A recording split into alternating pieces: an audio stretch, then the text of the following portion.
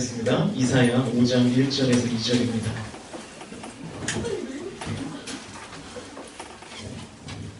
왜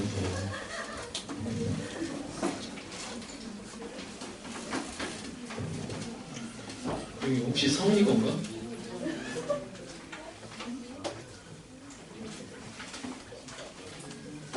귀걸이 같은데 뭔가 여기 귀걸이가 있으니까 약간 느낌이 좀 세. 이사야 5장 1절과 2절입니다. 9절인데요. 같이 읽겠습니다. 다 찾으셨죠? 읽습니다. 시작.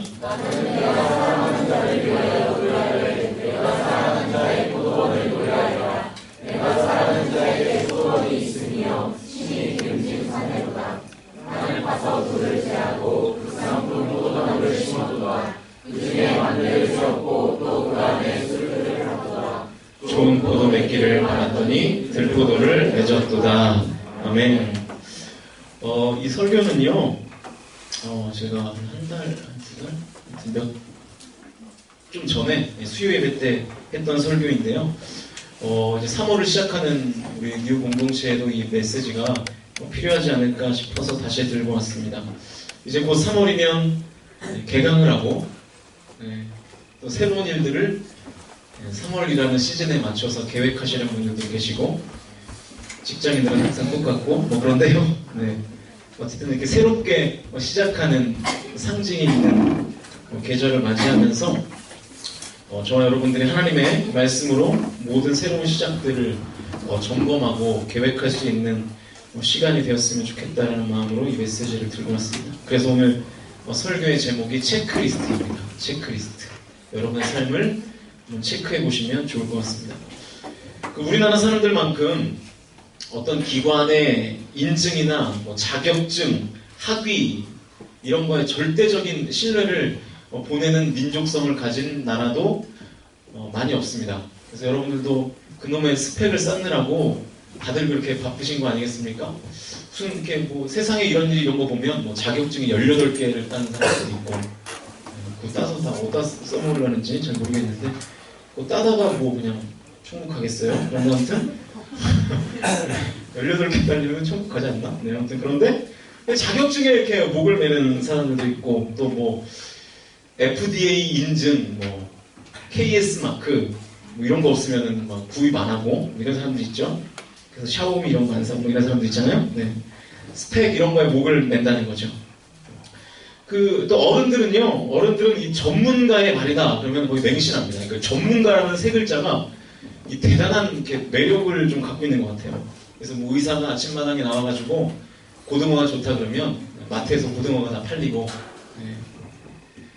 저희 어머니가 아침마당 거의 이제 매니아신데, 좀 하루에 3끼 고등어 먹은 적도 있어요. 이렇게 등 부른 생선을 먹어야 된다. 브로콜리랑 고등어 이런 거. 요즘은 좀 많이 안 그런 편이긴 한데, 그래도 여전히 서양의 문화나 상품을 더욱더 낮게 여기는 그런 문화들이 있습니다. 그래서 여러분 이렇게 어디 미국 갔다 왔다 그러면 되게 좀 약간 뭔가 우러러보는 그런 거 있지 않습니까? 물론 상무를 우리가 물어보진 않는데 그런 문화들이 있잖아요. 뭔가 미국 갔다 왔다고 오우 이러고 은혜는 갔다 왔네. 참 은혜. 잠깐 물어봤었죠. 한 3주 정도 물어봤는데 그런 문화들이 있지 않습니까? 미제가 최고다 이런 거.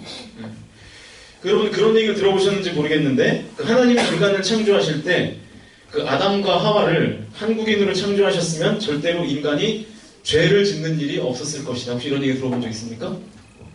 왜 그랬을까요? 아담과 하와가 한국인이었다면 절대로 죄를 짓지 않았을 것이다. 네? 뭐라고요? 뭐래? 한국인 아니에요. 아니 그러니까 가정을 해보는 거잖아요. 가정. 한국인이었다면 이라고 가정을 해보는 거죠. 그러니까 유머인데요. 재미없으면 어떡하지? 유머인데 유머인데 만약에 아담과 하와가 한국인이었다면 선악과를 따먹지 않고 뱀을 잡아먹었을 것이다. 이런 거예요.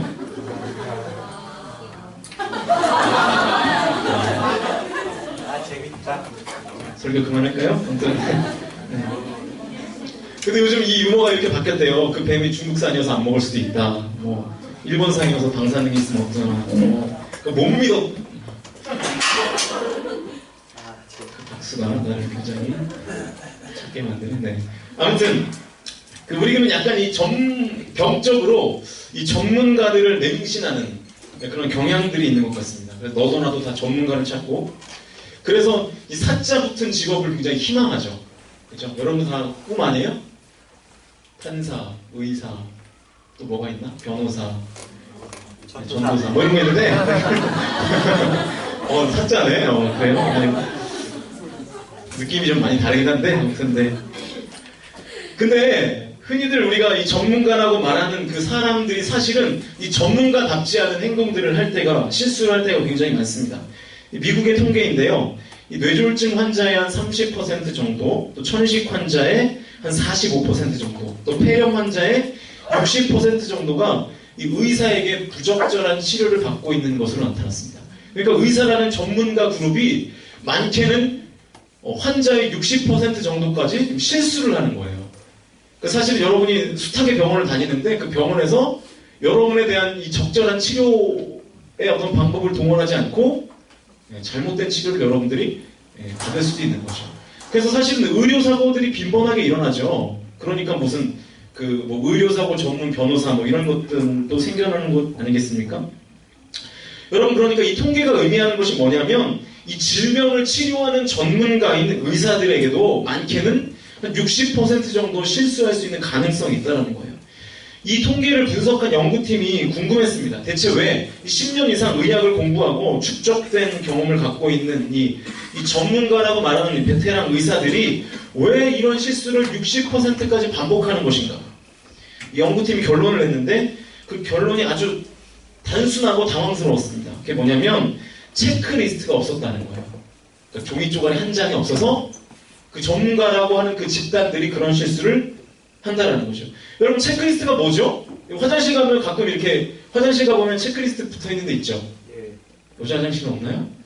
남자 화장실이 있는데 이렇게 보면은 이렇게 점검표 이렇게 체크하도록 돼 있잖아요. 매일매일. 그러니까 그거 한 장이 의사들에게 없어서 의사들이 60%까지 실수를 한다는 거죠. 그러니까 어떤 일의 과정을 항목으로 만들어서 하나하나 체크해가면서 일을 진행하는 그 점검표, 그것이 없어서 의사들이 그렇게 실수를 한다는 것입니다. 그래서 이 의사들에게 체크리스트를 적용하기로 했는데 그 내용이 되게 평범했어요. 예를 들면 이런 겁니다. 환자에게 열이 있는가? 항상 여러분 그 병원 가면 항상 체크하는 거 아니에요? 이렇게 귀에 이렇게 넣어가지고 체크하죠? 평소에 배변 활동을 잘하고 있는가? 화장실 잘 가냐는 거죠? 맥박은 어떤가? 기침을 하는가? 호흡은 규칙적인가? 얼굴의 색은 어떤가? 이런 아주 평범한 질문지를 만들어서 체크를 해가면서 진료를 하게 만드니까 실제로 그 60%까지 나왔던 실수에 대한 발생률이 5% 이내로 줄어들었다는 연구 결과가 나온 거예요. 그러니까 실제로 그 전문가라고 하는 의사 그룹들이 그 결과를 받아들고 충격에 빠진 거죠. 나는 전문가라고 생각해서 내가 그동안 그런 체크리스트 없이도 진료를 잘하고 있다고 생각했는데 실제로 보니까 체크해가면서 해보니까 내가 진료를 하면서 빠뜨리고 진료하는 것들이 굉장히 그런 일들이 많았다는 거죠. 그래서 충격에 빠졌다고 합니다.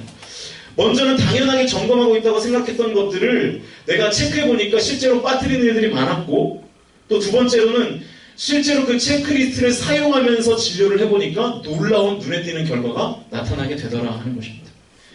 여러분, 이게 뭘 의미하냐면 오히려 이 전문가라고 하는 그 자의식이, 그러니까 이 전문가라고 하는 나의 자아가 오히려 더 많은 실수를 유발할 가능성도 있다는 거예요. 전문가인 나에게 이런 귀찮은 체크리스트 따위는 필요 없다, 이런 거 없어도 난 알아서 잘한다 하는 그 생각이 오히려 수많은 의료사고를 발생하게 할 수 있다는 거죠. 반대로 지식의 수준이나 경험과는 상관없이 체크리스트를 꼼꼼하게 챙겨가면서 하는 진료하는 그 사람들은 오히려 그 의료 행위의 질이 굉장히 높아지게 되더라 하는 것입니다. 그러니까 여러분, 이 체크리스트 한 장이, 종이 한 장의 위력이 대단한 거죠.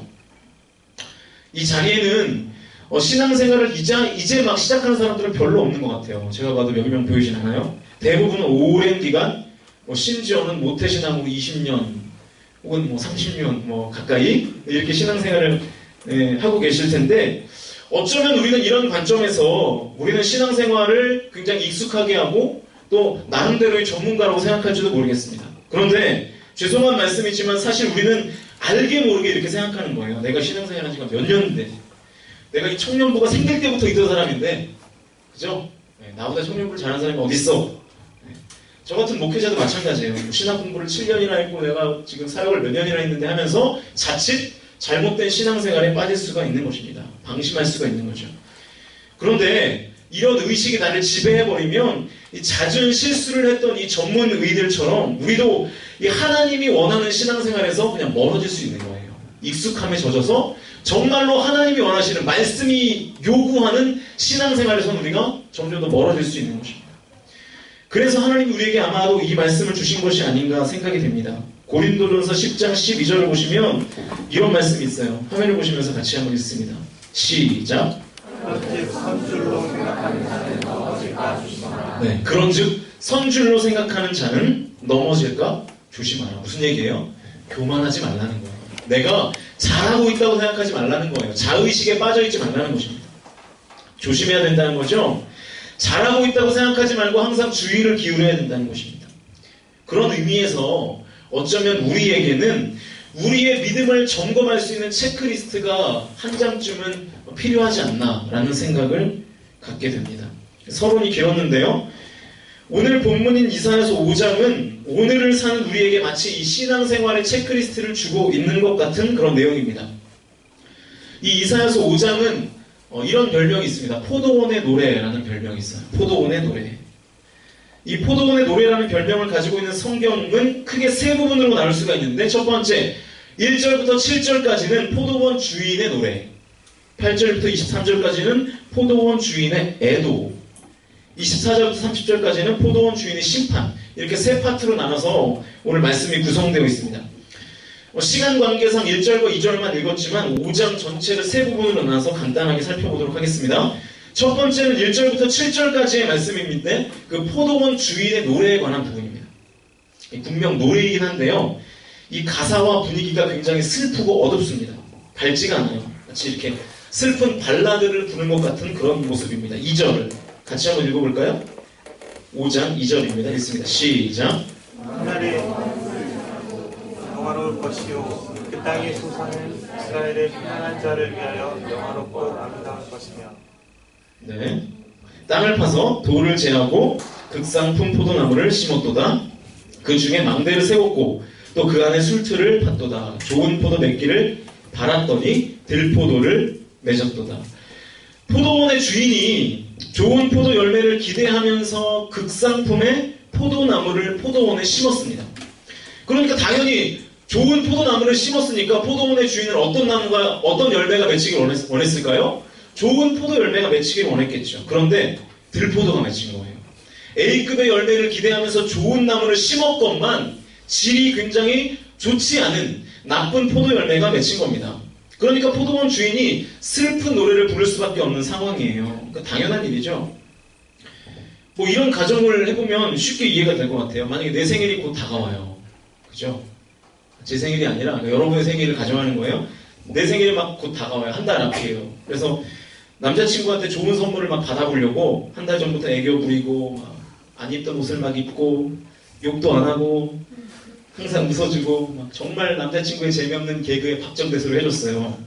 근데 남자친구가 막 생일날 500원짜리 핀 이런 거 하나 주면 그죠? 여러분들 기분이 어떻겠어요? 경험이 없었네. 네. 안 좋겠죠? 뭔가 내가 굉장한 막 노력을 기울였는데 네, 굉장한 노력을 기울였는데 내 기대와는 달리 이만한 거 하나 오면은 얼마나 기분이 안 좋겠습니까?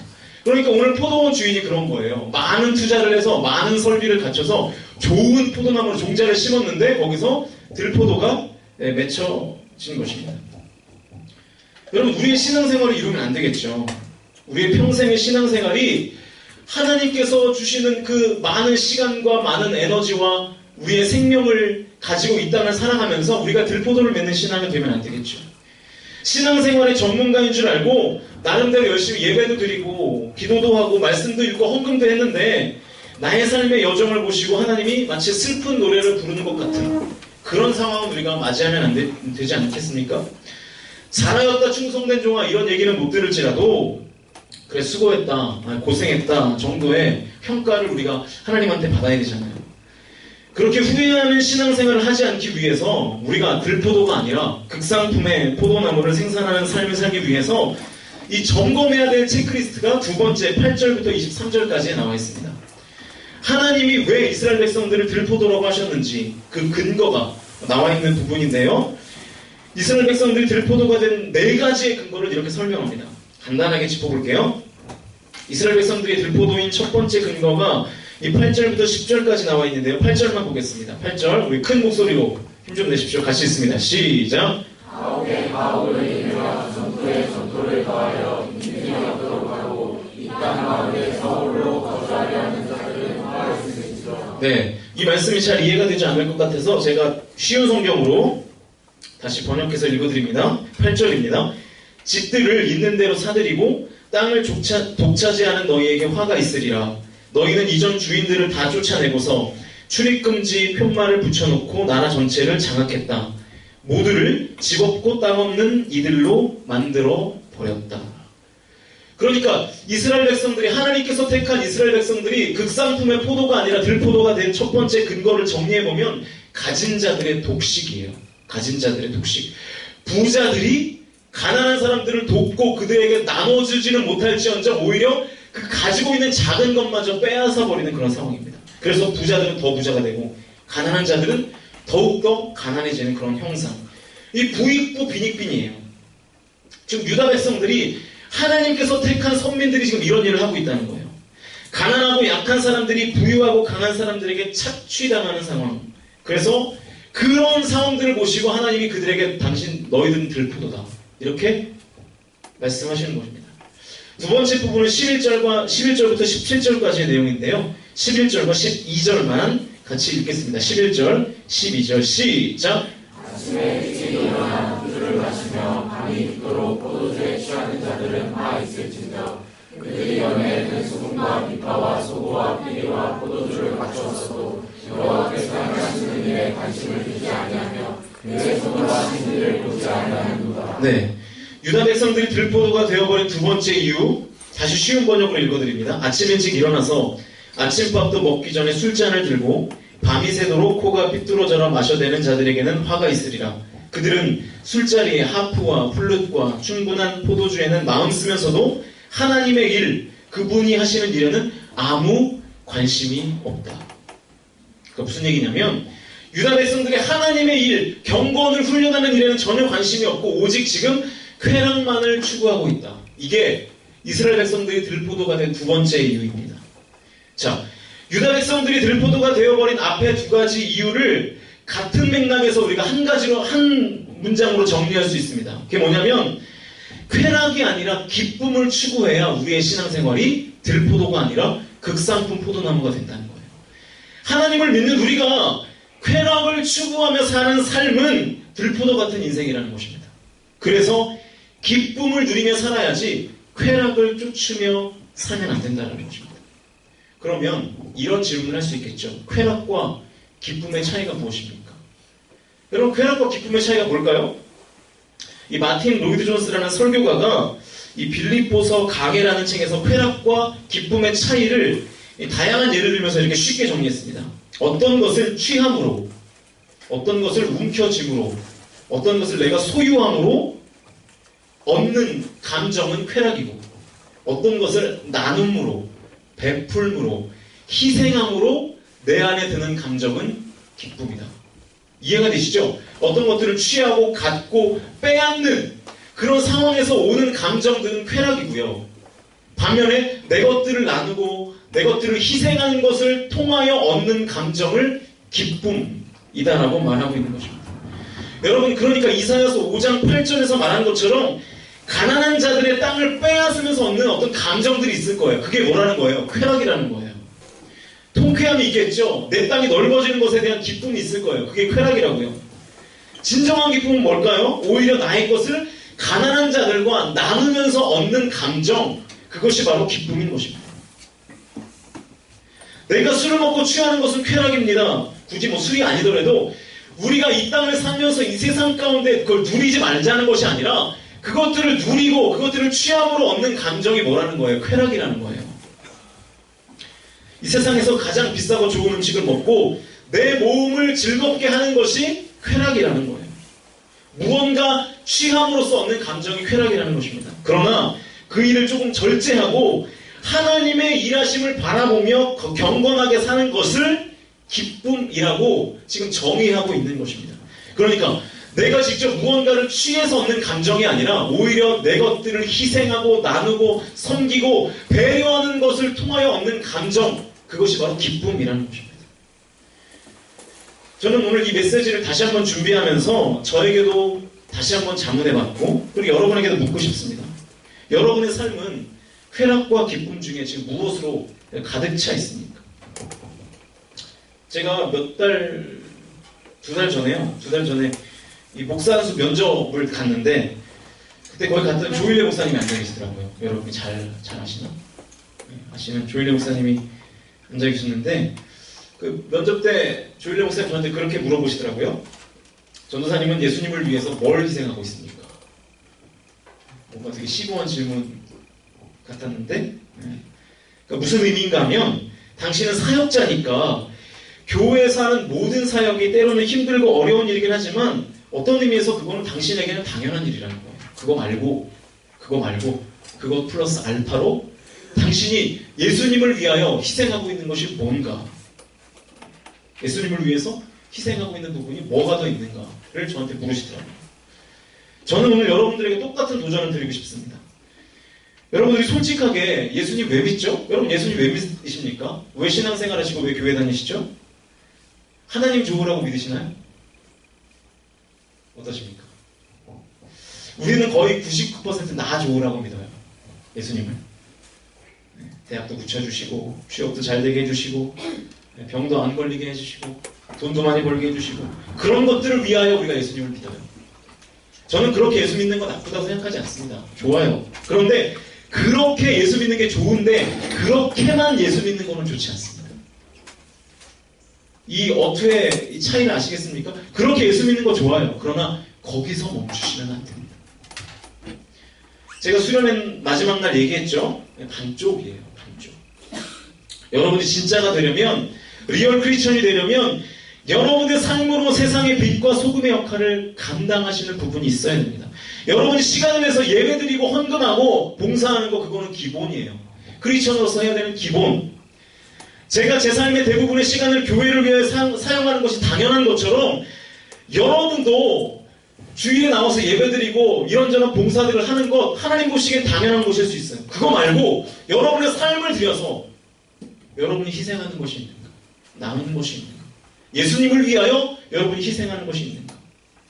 그 희생을 통하여 얻는 감정이 기쁨인 것입니다.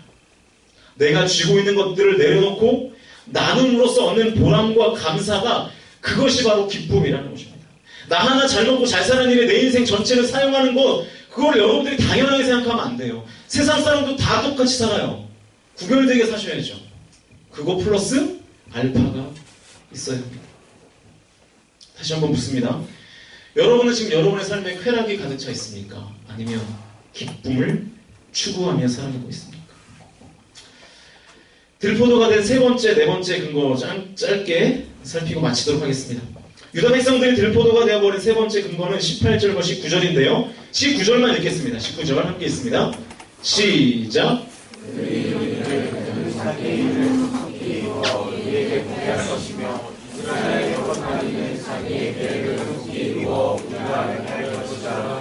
자, 19절을 내가 쉬운 번역을 읽어드립니다. 하나님은 대체 뭐하고 계시나?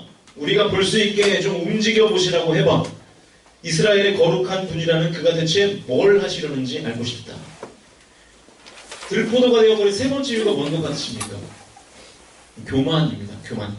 하나님의 뜻과 말씀대로 살아야 하는 것이 유다 백성의 본분임에도 불구하고 그들은 더 이상 하나님의 말씀을 듣지 않았고 오히려 하나님을 자신의 손에 쥐고 흔들어 보려는 시도들을 하고 있었습니다.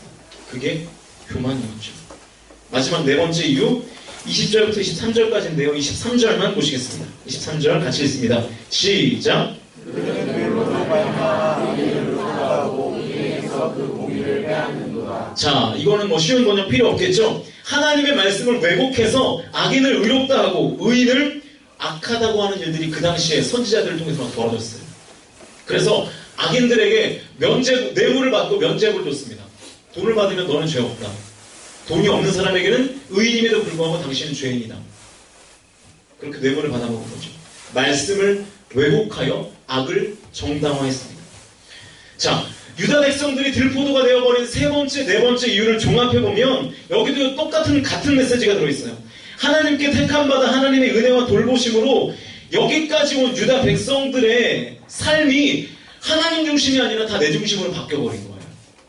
그래서 내가 높아지려 하고 하나님을 오히려 내가 쥐고 흔들어 보려고 하고 말씀의 기준이 아니라 나의 기준을 가지고 나를 이롭게 하는 사람은 좋은 사람, 나를 이롭게 하지 않는 사람은 나쁜 사람으로 정죄해버리는, 그래서 하나님을 움직여버리는 그 교만을 가졌고 하나님의 말씀을 내 멋대로 나의 이익을 위하여 왜곡해버렸던 것이죠. 여러분에게 다시 한번 묻고 싶습니다. 여러분의 삶의 중심에 누가 있습니까? 여러분의 인생의 중심, 여러분의 모든 시간 계획의 중심에 누가 있습니까? 우리가 신앙생활을 한다고 하면서 하나님을 믿는 것이 아니라 사실은 나 자신을 믿고 살 때가 참 많습니다. 지금 여러분의 삶의 기준은 말씀입니까? 아니면 나입니까? 이사야서 5장의 세 번째 부분인 24절부터 30절까지는 이렇게 들포도를 맺은 유다 백성들에 대한 하나님의 진노와 심판의 내용들이 쭉 기록되어 있어요. 이 부분은 굳이 살피지 않겠습니다. 하나님의 심판이 성경에 자세하게 나와 있습니다. 한번 읽어보시죠. 오늘 말씀은 우리에게 네 가지의 신앙의 체크리스트를 제공해주고 있습니다. 첫 번째는 더 가지려고만 하는 것. 직접 내 몸과 내 마음과 감정을 채워주는 것에만 몰두하는 것. 하나님을 내 뜻대로 움직여보려는 교만. 말씀을 왜곡하여 나를 정당화해보려고 하는 모든 시도들. 이 네 가지가 유다 백성들을 들포도로 만들어버린 것입니다. 우리의 삶을 이 네 가지의 체크리스트로 놓고 봤을 때 혹시 걸리는 부분이 없는지, 체크가 되는 부분들은 없는지 한번 점검해 보시면 좋지 않을까라는 생각을 갖고 있습니다. 내가 정말 쾌락이 아니라 기쁨으로 살고 있는가? 나 중심이 아니라 하나님을 중심으로 살고 있는가? 이제 찬양하면서 기도하려고 하는데요. 여러분, 지금 우리는 실제적인 시작점에 와 있습니다. 그래서 우리의 신앙생활을 더욱더 건강하게 하고 새롭게 하기에 알맞은 때죠. 내일은 3월입니다. 오늘 이사야서 5장을 통해서 우리에게 주시는 이 신앙의 체크리스트를 나의 삶에 한번 비추어 점검해 보시면 어떨까 하는 생각이 같습니다. 그리고 실제로 결단하며 실행해 보는 것은 어떨까요? 제가 수련회 때도 얘기했지만 아무것도 하지 않으면 아무 일도 일어나지 않습니다. 결단하고 도전해야 여러분의 삶이 온전해지고 건강해지고 새로워질 수 있습니다. 기도하고 결단하고 실행함으로 올 한 해 여러분의 삶을 이 포도원의 주인 되시는 하나님 보시기에 들포도가 아니라 극상품 포도로 여기시는, 그래서 하나님의 칭찬과 은혜 그리고 주님의 더 큰 역사를 경험하시는 저와 여러분이 되실 수 있기를 주님의 이름으로 부탁을 드립니다. 우리 함께 찬양하시면서 기도하시겠습니다. 시작됐네 우리 주님의 능력이 나의 삶을 다스리고 새롭게 하네 자유하네 죄와 사망으로부터 나의 삶은 변하구나 충만해. 다시 한번 찬양합니다. 시작됐네 우리 주님의 능력이 나의 삶을 다스리고 새롭게 하네 자유하네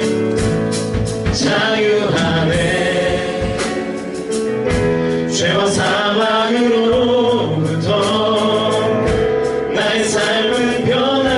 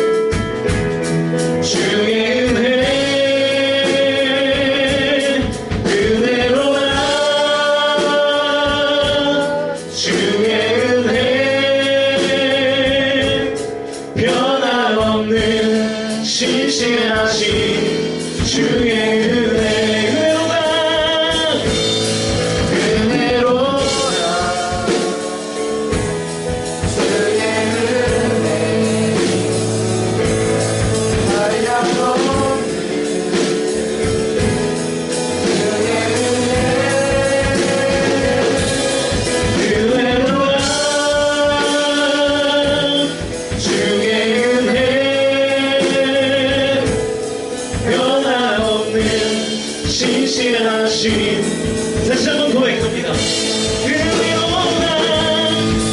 은혜로다 주의 은혜 한량없는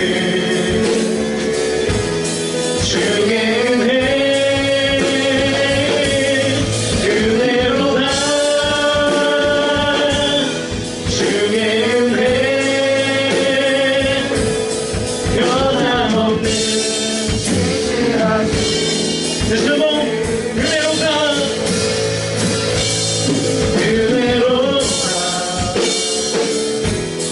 주의 은혜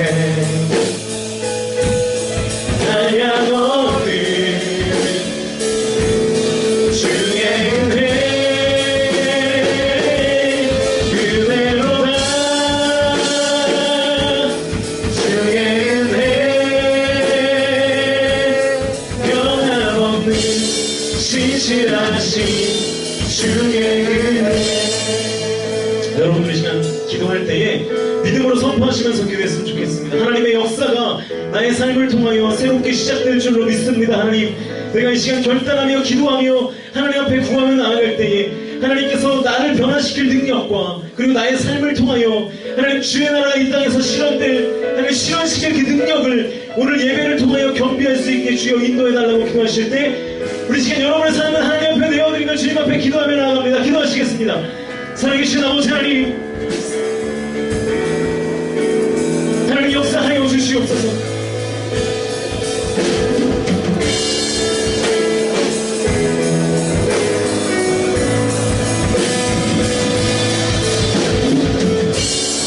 하나님 우리의 삶 가운데 주님께서 역사하여 주시옵소서. 하나님 우리의 삶이 하나님 그렇게만 신앙생활하지 않게 하시고 하나님 우리의 삶에 예수 그리스도를 위하여 하나님 희생하는 그것들을 더욱더 늘려나가게